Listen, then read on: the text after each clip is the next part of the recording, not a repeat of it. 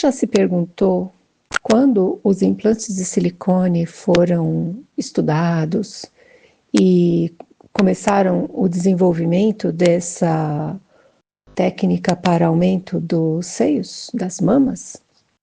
Bom, eu fiz um estudo bem bacana e fui buscar lá as raízes das tentativas de aumento mamário e descobri bastante coisa que eu vou compartilhar com vocês nessa aula. A primeira tentativa de aumento mamário foi realizada por um cirurgião alemão que utilizou um pedaço de lipoma, é isso mesmo, um pedaço de gordura, para aumentar os seios. Mas o procedimento não obteve sucesso. Isso foi em 1895. A ideia da prótese de silicone para aumento mamário foi concebida por Frank Geron e Thomas Cronin em 1961.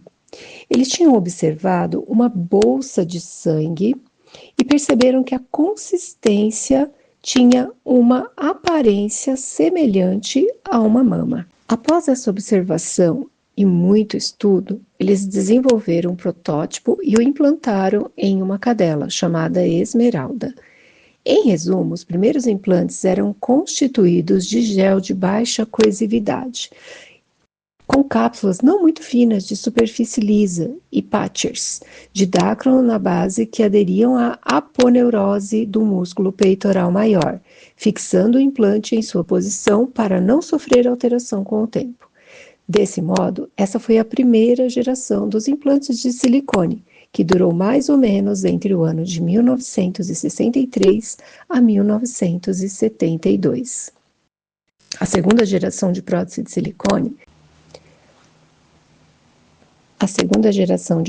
silicone elas aboliram esses patchers, que são como se fossem fixadores do implante, visto que não eram isentos de complicações e produziam reação de um corpo estranho, mais intensa que o implante, e colaboravam com sua deformação. Dessa maneira, permaneceram semelhantes aos primeiros, entre 73 e 1980. Sendo assim, em 1974, tivemos o primeiro contato com um deles. Complicações da segunda geração de próteses de silicone.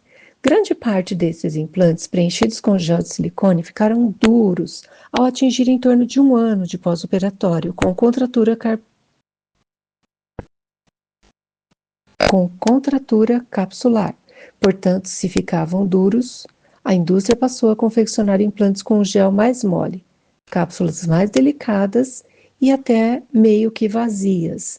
A terceira geração de implante de silicone veio com a dedução lógica se ficam duros, façamos os implantes mais moles e mais delicados, com cápsulas mais finas, e estaria resolvido o problema da dureza deles no pós-operatório tardio. Logicamente, para permanecerem assim ao longo do tempo quando implantados. Afinal, o caminho inverso do real é necessário. Dessa forma, essa foi a terceira geração que durou de aproximadamente 1980 a 1990. No entanto, percorrer o caminho inverso não foi suficiente para resolver o problema. Os implantes ficavam ainda mais duros e mais rapidamente, trazendo uma série de novas consequências. Logo, faltava naquele momento o entendimento de biomecânica de contratura capsular, associada à reação do corpo estranho, já conhecida, mas não reconhecida. Finalmente, vieram a quarta geração de próteses de silicone. A indústria percebeu que o caminho para a solução da contratura era o oposto daquele inicial. Assim, o gel teria que ser coesivo para evitar o vazamento e mais duro para evitar a contratura. Então surgiu uma nova geração, a quarta geração de implantes mamários. Quase ao mesmo tempo, coincidentemente, começou o revestimento do implante com espuma de polietileno e texturização da cápsula, mas ainda com cápsulas finas e um pouco vazias.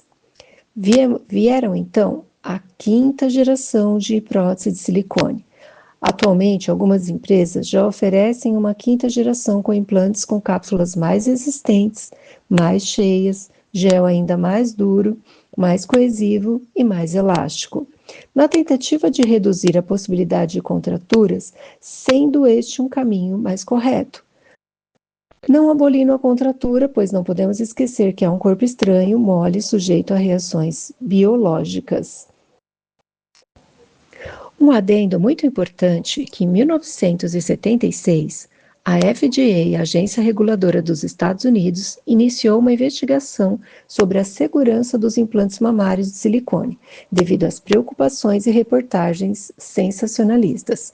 Em 1992, a FDA proibiu a comercialização de implantes de silicone de gel nos Estados Unidos, mas hoje eles são liberados e amplamente utilizados em todo o mundo.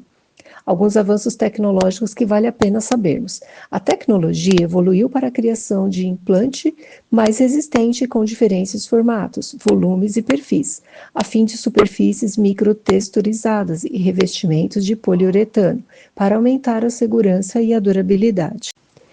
Timi Jean Lindsay, uma americana mãe de 6 filhos, foi a primeira mulher a receber um implante de silicone para aumentar o tamanho do volume dos seios, em 1962.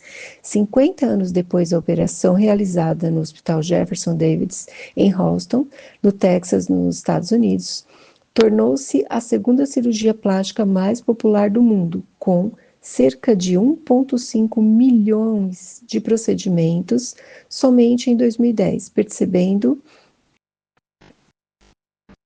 um avanço muito grande e perdendo apenas para a lipoaspiração. Os implantes de silicone possuem diferentes formatos: redondo, cônico, anatômico e o perfil baixo, médio, alto e super alto. Isso depende bastante do objetivo da cirurgia, do resultado que a paciente deseja e também da anatomia, do biotipo do tórax dessa paciente. De modo geral, o implante é colocado atrás da glândula mamária, à frente do músculo peitoral maior, e ele ocupa um espaço de toda a região posterior da mama. Nessa imagem, nós vemos o músculo posterior ao implante de silicone, as glândulas mamárias representadas como se fosse uma espécie de sagu na região central da mama, os ductos mamários, os tecidos gordurosos e o implante de silicone na parte posterior.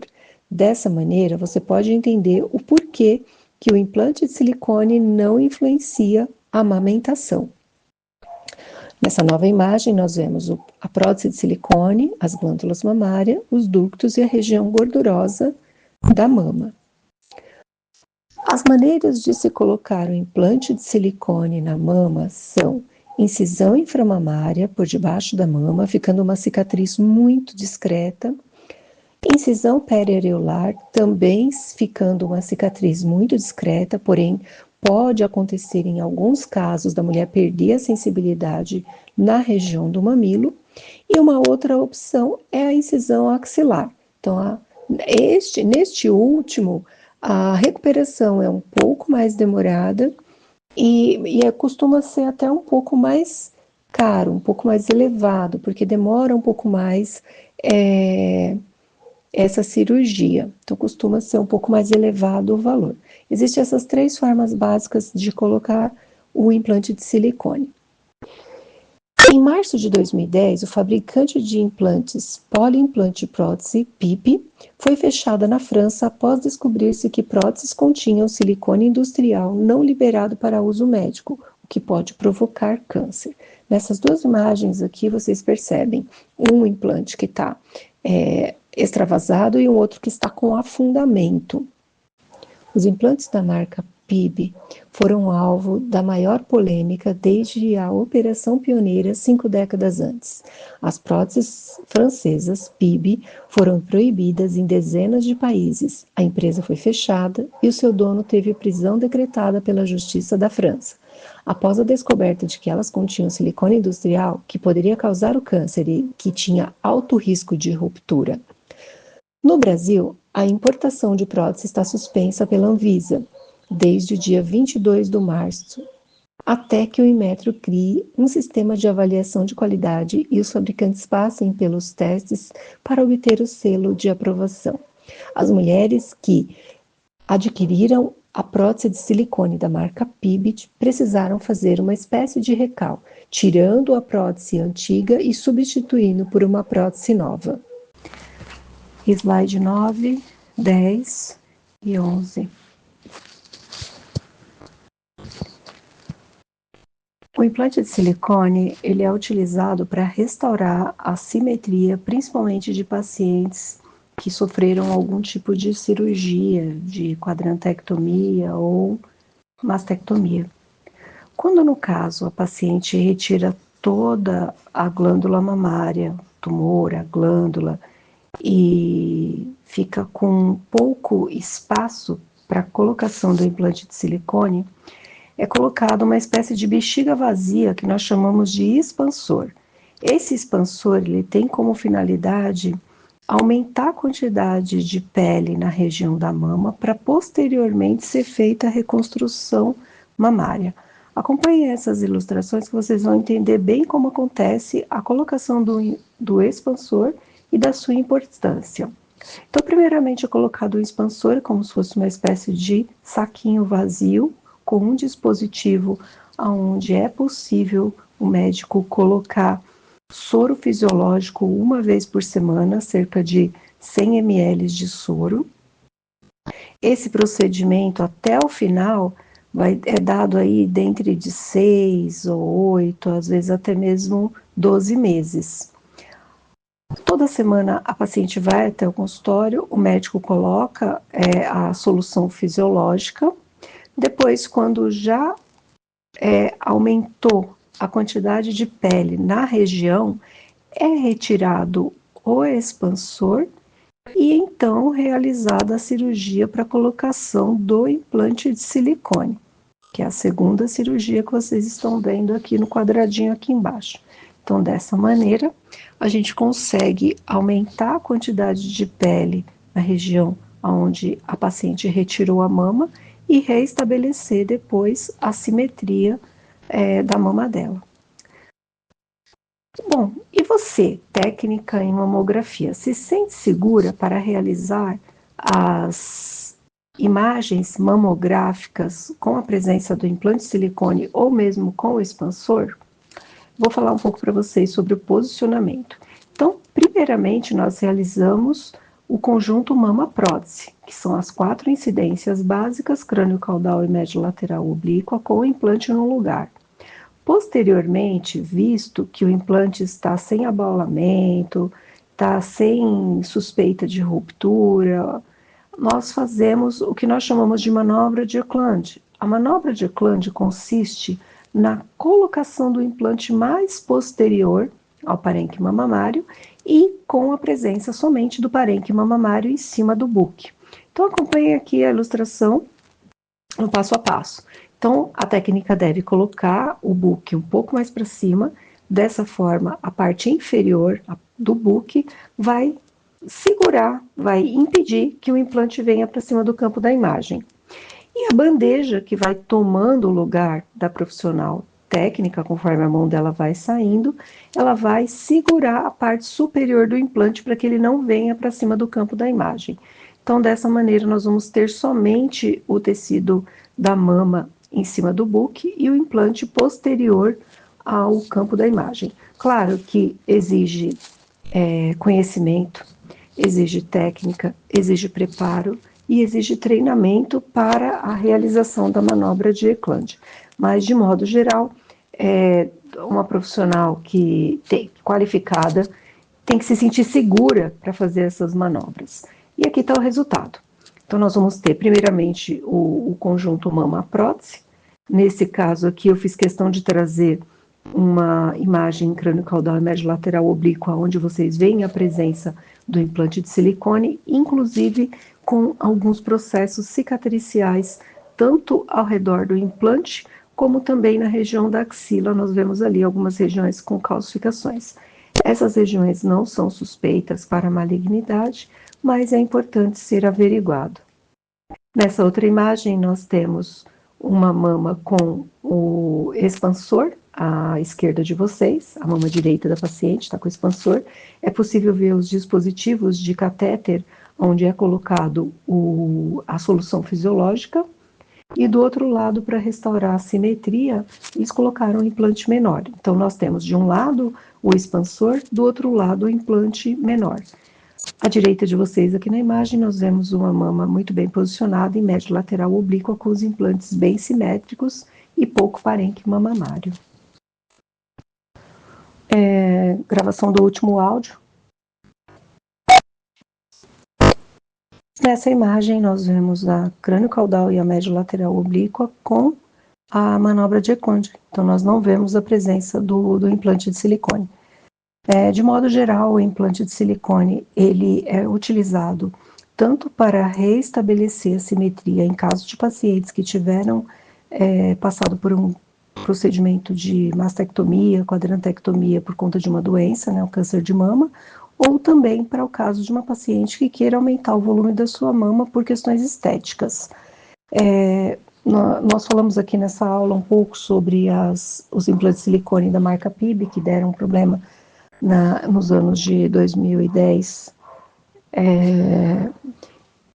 Porém, na atualidade, e eu nem quero deixar nessa aula gravado a minha opinião sobre o implante de silicone, até porque eu sou uma pessoa que utilizo o implante de silicone. Mas, numa aula posterior, eu pretendo falar um pouquinho mais sobre isso. O intuito principal dessa aula aqui é falar que, no curso Mamografia na Prática Clínica, eu ensino de forma prática a realização de todas essas técnicas que nós realizamos em mamas com cirurgia. Mamoplastia, mastopexia, mamografia com manobra de Econde.